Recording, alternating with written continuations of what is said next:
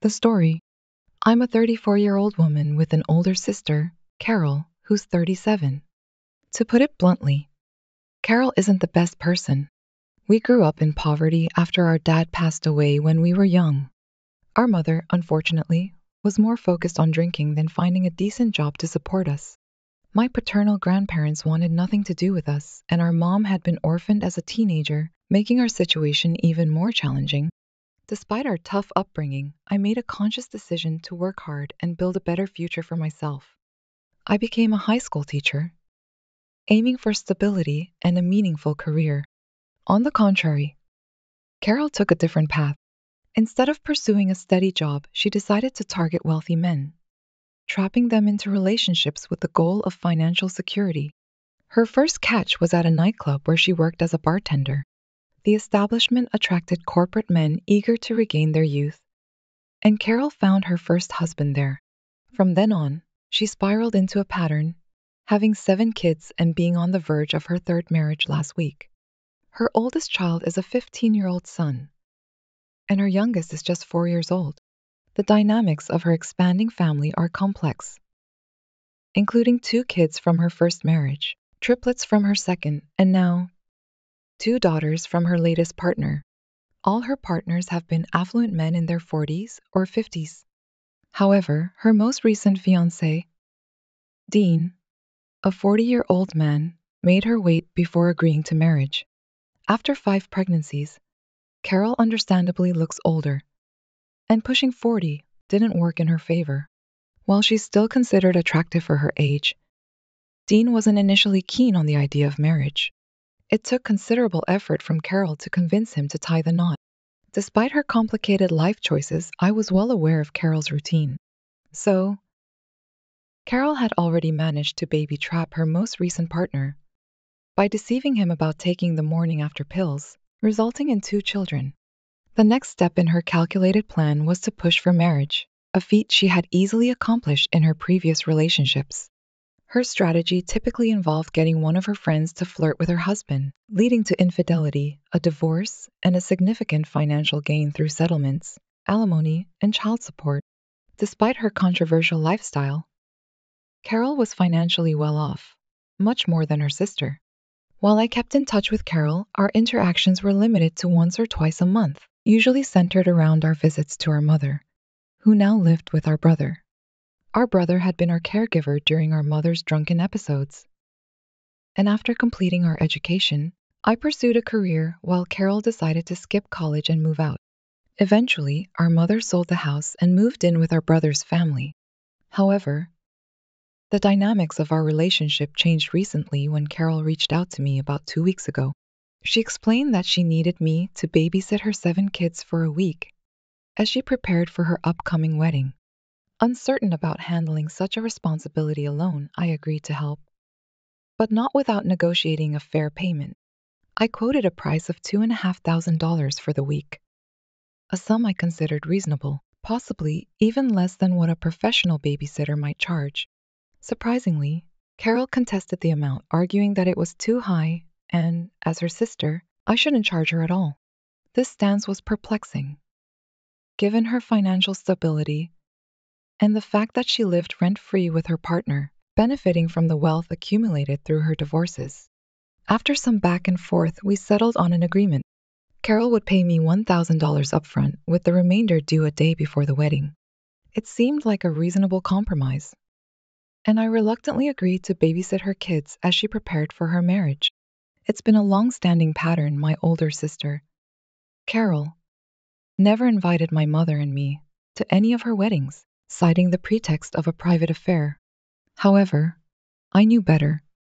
Her past weddings had been grand and extravagant, and the exclusion was a deliberate move to keep us away.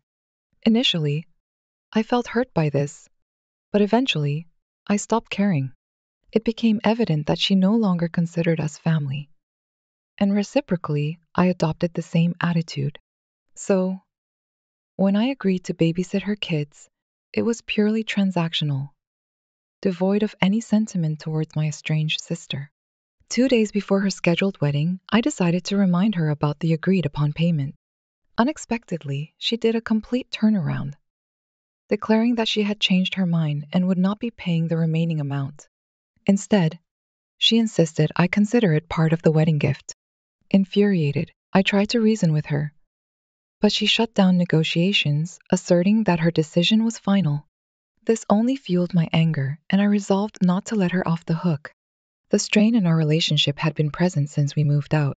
As soon as Carol secured a wealthy husband, she began burning bridges. And I was the first one she distanced herself from. Suddenly, we weren't good enough for her to associate with. The shallowness and disregard for family bonds were disheartening. And perhaps I couldn't help but harbor some resentment for the way she had treated us. Taking on the responsibility of watching over her 7 kids for 3 days already, I even enlisted the help of my boyfriend to manage the daunting task. During this time, I overheard 2 of her oldest kids discussing a certain Lucas name changed. With my headphones on, they thought they were discreetly whispering in front of me, unaware that I could hear them. They were conversing about how Lucas hadn't visited them as promised. The second oldest joked that he might show up at the wedding, just like he did the last time. This revelation led me to the conclusion that Lucas might be someone Carol had been seeing alongside her current partner. However, despite this potentially intrusive information, I chose to keep my mouth shut. After all, my sister's romantic affairs were none of my business. They never had been and still weren't. Despite her last divorce being finalized over 2 years ago, I had chosen to remain silent about my sister Carol's dubious ways. However, when she decided to play games and withhold the money she owed me, the bitterness became too much to bear. Fueled by a sense of frustration, I made a bold decision. I would attend her wedding. Leaving my boyfriend at home to tend to the kids, I drove to the venue and managed to identify Carol's fiancé from her Facebook photos. Seizing the opportunity when my sister wasn't around and the ceremony hadn't commenced, I pulled him aside. In a confidential conversation, I laid bare the truth about Carol. How she schemed, scammed, and baby-trapped men. I highlighted that he had fallen victim to her manipulations and also mentioned the unsettling conversation I overheard her kids having. While I couldn't provide concrete proof for the first part, as I had only heard Carol brag about her schemes once or twice, I knew that her fiancé, armed with this information, might discover something suspicious by going through her phone, emails, and texts. The revelation stemmed from a shared room experience during a visit to our uncle's house, where Carol openly discussed her deceitful actions. Back then, I was horrified by what I heard, and it changed my perception of her. Timing was crucial, and I arrived just half an hour before the scheduled ceremony. Although the man seemed stunned, he thanked me for the information and expressed his intention to investigate. However, he urged me to leave immediately. Aware that my sister would eventually show up, I didn't stick around to witness the aftermath. I left, knowing that I would eventually learn the outcome of the revelation. The aftermath unfolded sooner than I had anticipated. Within an hour or so of my revelation, my sister bombarded me with texts, accusing me of ruining her plan and vowing that I would pay for it. Later that evening, she showed up at my house, unleashing a hysterical tirade while blaming me for supposedly ruining her life. I stood my ground, urging her to take her kids and leave immediately, or else I'd involve Child Protective Services. Eventually, she left, and as she drove away, I caught a glimpse of another guy in the car, validating the claims made by her kids. Despite their abrupt departure, I received a text from my sister the following evening, almost 2 days after the ill-fated wedding. In her message, she lamented that now she and her 7 kids would suffer due to my actions. According to her, she genuinely loved this guy and had no intention of scamming anyone this time.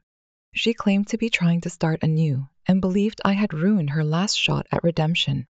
Truth be told, I don't have concrete evidence either way. The only thing I could rely on was the fleeting glimpse of someone in the car that day. My sister did appear genuinely distressed when she returned to pick up her kids, leaving room for speculation about the authenticity of her claims. It's a murky situation, and I grapple with the consequences of my decision to interfere in her wedding, questioning the extent of the truth in her assertions. Update 1. I've decided against apologizing or addressing Carol because, frankly, She's not worth the effort. I doubt she can change. Given her track record of scamming men for the past 2 decades, even my boyfriend was skeptical of her sincerity, especially after I shared my suspicions about her having another boyfriend alongside her partner. The kids seemed to be familiar with this Lucas guy, casting doubt on her loyalty. I might have saved her partner from being scammed. And that's probably why she's so upset. On a different note, my mother surprised me by asking me to visit her. It's unusual because she's in her 60s and prefers solitude, rarely reaching out to me specifically. I'm unsure what she wants. But I hope it's not related to Carol or the wedding I supposedly ruined. The last thing I need is a melodramatic showdown, treating me like a toddler instead of an independent adult capable of making my own decisions. Update 2. Hey there, so I'm back to spill the tea on my seriously messed up family. Just got hit with a couple of bombshells about them, and let me tell you, I had no idea these folks were crazier than I thought. I paid a visit to my mom 3 days ago, and I'm still recovering from that circus because, holy moly, they're messed up. I'll try to keep it short, but I'm still trying to wrap my head around this massive revelation. So, bear with me, folks. My mom rings me up to discuss my sister and her romantic escapades. Just as I expected, she drops the bomb that I need to have a chat with my sister's partner and fix the situation. I'm ticked off that she's taking Carol's side. So I spill the truth about Carol being nothing more than a gold-digging scammer. To my surprise, my mom isn't shocked at all. In fact, she calmly admits she's well aware of it all. Now, that's a plot twist. But wait, it gets crazier. Turns out, not only is my mom in the loop, she's part of the scheme. Apparently, Carol has been sending money to my mom every month for the past decade, covering her expenses. Mom's cool with whatever shady business Carol is into because, hey, free money. And here's where it gets even more jaw-dropping, Lucas. This dude who's been my sister's boyfriend since her waitress days is also in on the whole operation. He's cool with it, plays daddy to Carol's kids, and even loves her. Carol and Lucas are like a power couple in the con game. Carol's kids live with Lucas in a separate crib to keep the boyfriends in the dark. They even had a nanny on deck. But plot twist, the nanny caught the flu right before the wedding. Bad timing, right? Lucas couldn't step in because they were in a financial pickle. For a while now, my sister and her family had been living way above their means.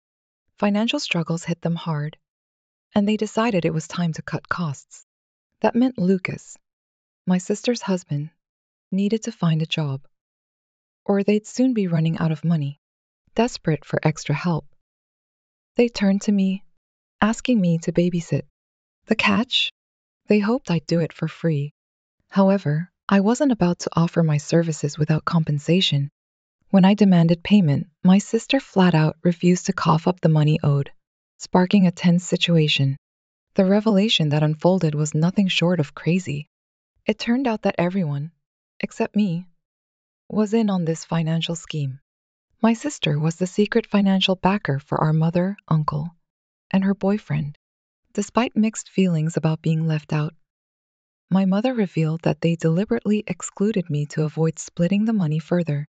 Apparently, my sister had spilled the truth to me, assuming I wouldn't expose their secret. However, I eventually broke my silence, much to my mother's dismay. She urged me to take action, emphasizing that my sister was banking on her current relationship to secure financial stability.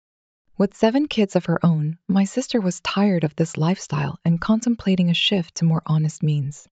This was supposed to be her last chance at a prosperous marriage, and she had invested significant effort to win her current partner over. Unfortunately, my revelation about the family's financial shenanigans had dire consequences.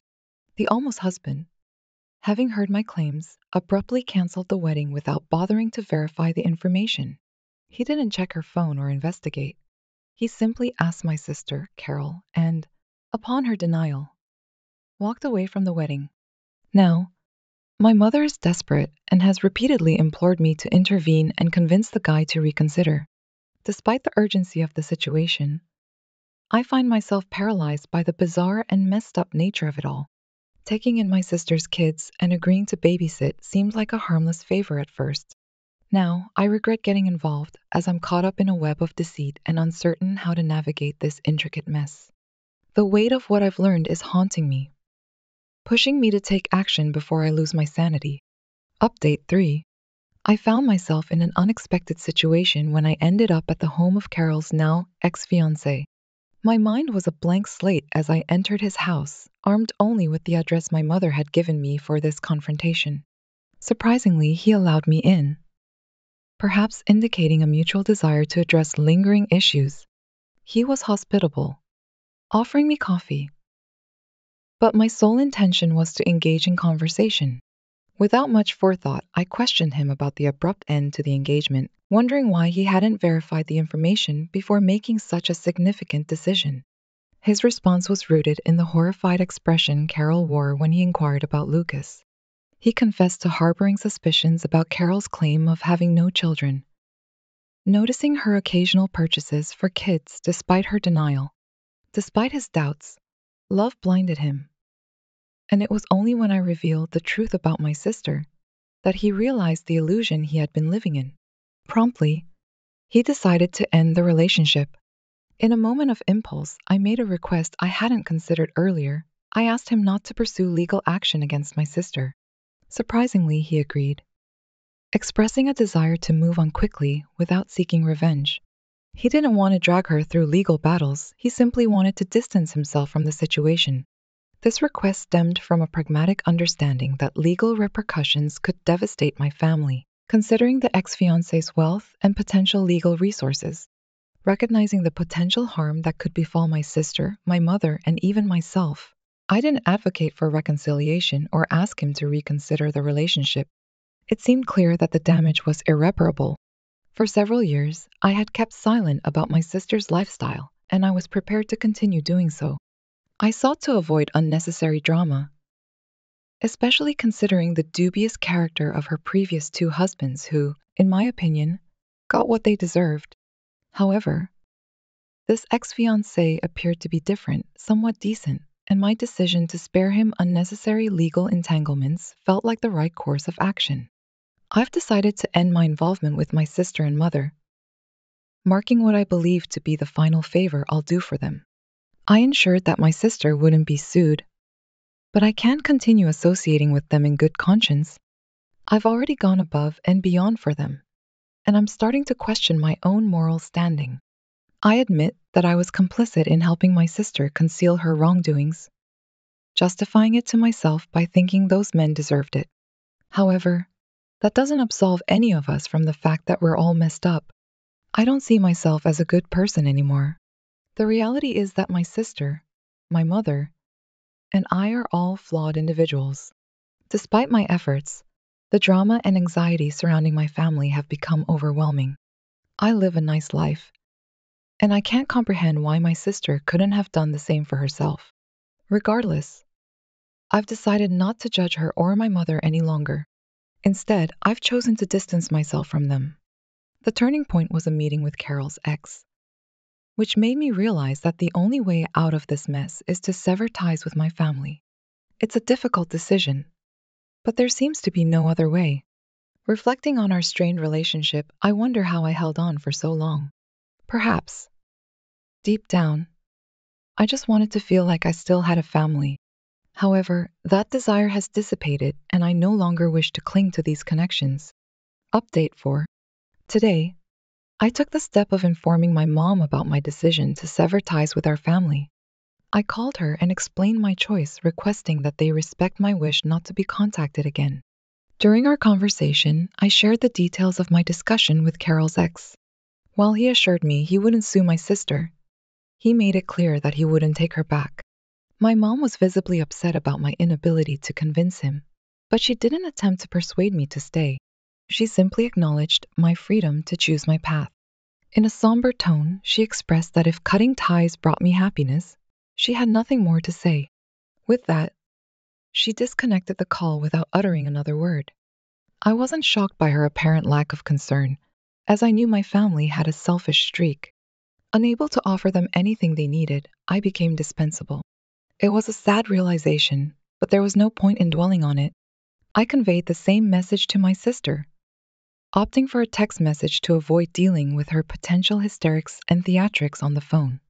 Predictably, she responded with hostility, accusing me once again of deliberately ruining her life out of jealousy. According to her, I was a miserable and bitter woman destined to be unloved. Little does she know, I've been in a steady relationship with my boyfriend for 3 years, and we're planning to get married in the near future. Despite the disappointment that neither of them seemed to care, I hadn't expected anything different from them. On the bright side, I reminded myself that I would no longer have to endure their drama.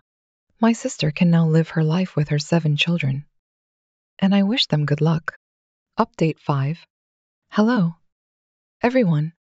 It's been a while since I last updated this thread, as I was using a throwaway account and nearly forgot about it. However, I finally remembered the password today and thought I'd share a little update on what's been happening in my life. It's been almost a year since my last post, and I'm thrilled to announce that I'm happily married.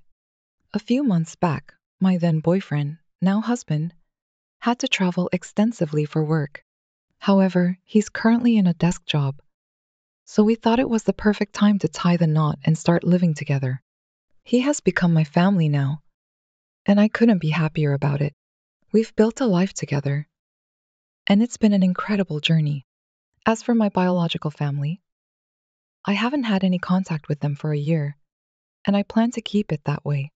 Surprisingly, they haven't tried to reach out to me either, and I'm grateful for the peace it has brought into my life. My husband and I have found everything we need in each other.